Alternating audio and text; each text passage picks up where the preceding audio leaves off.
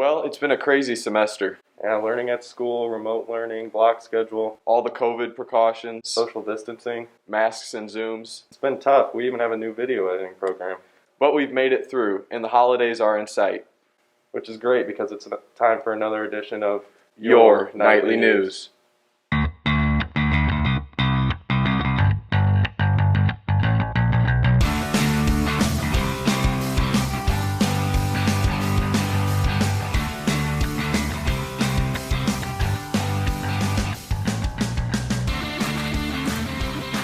Welcome to another edition of the Nightly News with stories about the fall play and cross country.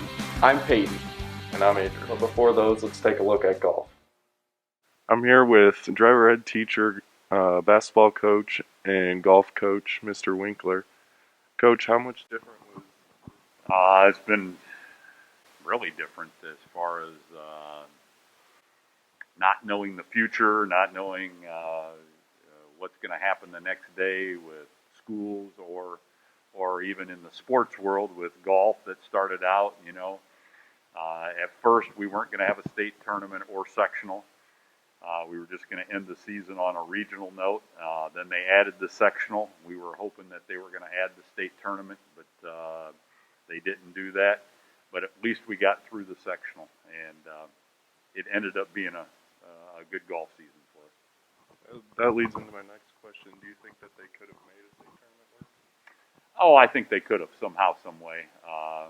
It's outdoors, and the kids were doing a good job social distancing. But, at least they made it through the sectional. They added that, and anybody that would have qualified to go to state, they can always say that they would have made state like Coy Allen did. He qualified for the state tournament this year. Disappointing that we didn't get to go and that he didn't get to go play there, but at least he can always say his senior year that he would have gone to state and had a chance to win the state tournament because Coy was playing really well coming down the stretch. What do you think the future looks like for winter sports this year and then golf next season? First of all, we'll take the first question. Winter sports, I think they're probably going to push it back a few weeks and then reevaluate, maybe even push it back to January, but allow us to practice with masks on and non-contact drills. And then when they do open it back up, we'll have a season. I'm optimistic that they will. And then as far as golf next year, I think and pray and hope that everything's back to normal and we're, next year is going to be okay. And I even think, I'm hoping come March or whatever, we have a state tournament in basketball and we have spring sports and,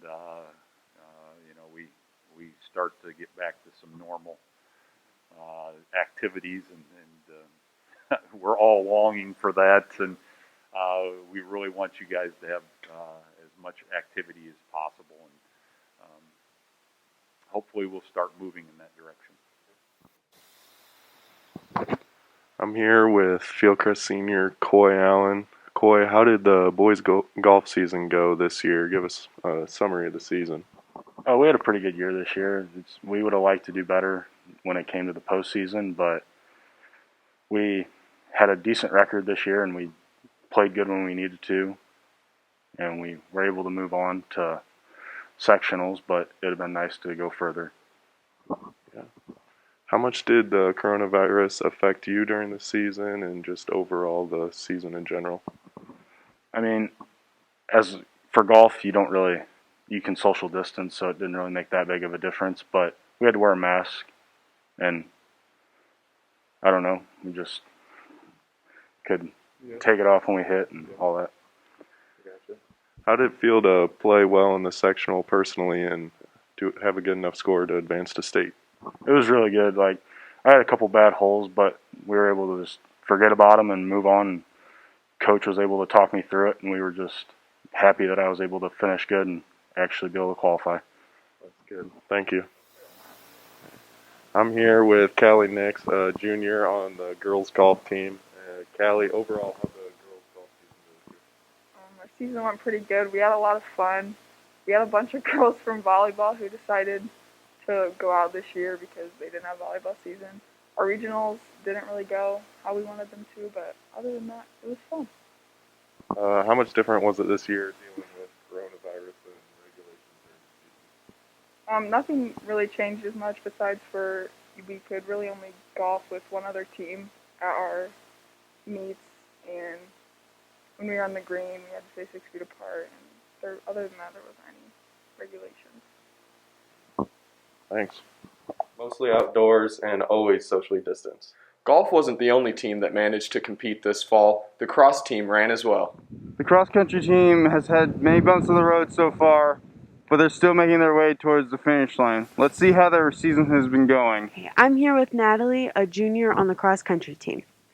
So Natalie, is it difficult being the only junior on the girls' cross-country team?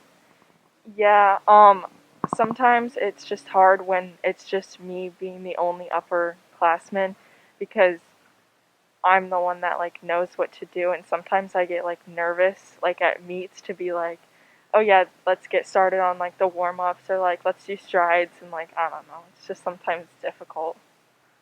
How do you think the current freshmen are doing this year? I think that they're doing well. Like when I'm not there for golf, they just know what to do at practices, and they get to going, and they just go on their warm-up run, and they know what to do. How do you feel about the boys moving on to sectionals? I'm happy for them. I'm like glad that they moved on. They are really good runners, every single one of them. I am a little sad that the girls didn't move on, but it was harder to get into sectionals this year with COVID. Okay, thank you for your time. I'm here with Tanner and Christian, boys captains of the boys cross-country team. So Tanner, how do you like this season compared to other seasons with having COVID this year? We had to make a lot of adjustments for COVID, like with the masks and everything, but honestly, I would say that this has been my best season so far. I've had to really step up for our team because I'm running fourth now on our team, and I've just had to make a lot of adjustments, and I'm probably in the best shape I've ever been in my life. And I've just had a really good year with the whole team, so we obviously have to make adjustments with COVID, like with masks at the meets and stuff, but we're making it work, and I'm just glad we got to complete our season. Christian, how do you think the regionals went this year? We didn't do as well as we wanted to in regionals, but that's just how it goes. Sectionals was alright. We had one individual go on to the next level, Mason Stoker, who had an outstanding year. We still competed as a team, though, and had fun while doing it. What was your guys' favorite experience on the cross-country team? My favorite experience on the cross-country team? Well, there was a lot, but I think one practice that really stood out to me was when we did our costume run, which we all dressed up in Halloween costumes, and then we went on a run, and that was a lot of fun. So I just enjoyed being able to run with the team all year, complete the season. We didn't think we were going to be able to do that at the beginning, but we got it done, so that was probably my favorite. Thank you. Cross country is working hard, and they will continue working hard for seasons to come. Keep up the good work and good luck. Thanks for listening in. For the Nightly News, I'm Cammie. And I'm AMIAH. Mostly outdoors, but too much distance for me. Most indoor activities were on hold, but we did manage to have a virtual fall play. News. Today we look at what plays will be presented this year. Let's take a look, shall we? Hi, I'm Leah for the Nightly News. Hi, I'm GARILYN Wells, director of the Fall Show. What was the show this year? We did a show called Vintage Hitchcock, a live radio play. It was a play based on a variety of Hitchcock stories that he had done in the past and kind of put together, so it was like 3 separate little small shows. How did that look different than past years because of COVID? Well, I mean, we all had to be socially distant from each other, and so we had to put chairs out in the middle of the floor, and everybody had to wear masks. We didn't have costumes or a real set. And so it was mostly just like voice acting and a lot of special effects and those kinds of things. We did have a small jazz band, which was really nice. And we got an opportunity to make commercials for community businesses, which was, I think, also like a good, interesting kind of a creative outlet too. How has this show like altered your preferences for future shows?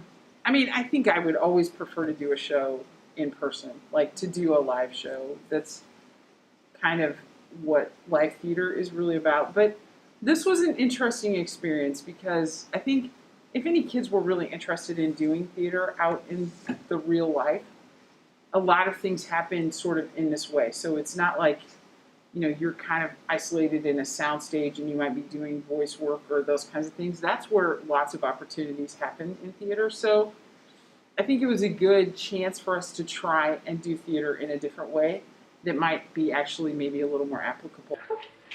Hi, I'm Molly, and this is Grace and Ashton. How do you guys feel about voice acting? I kind of miss the visual acting because I have very big movements and I like to move my hands and just like show the audience and demonstrate things, and so I kind of miss that aspect of it. I would agree. I would say I really enjoy dealing with props and other things, and I'm definitely more of like a visual kind of actor. My audio is not the strongest. I'm not a great speaker, so it was rough. Would this affect how you act in the future, like enunciation-wise, and they probably should like talking louder?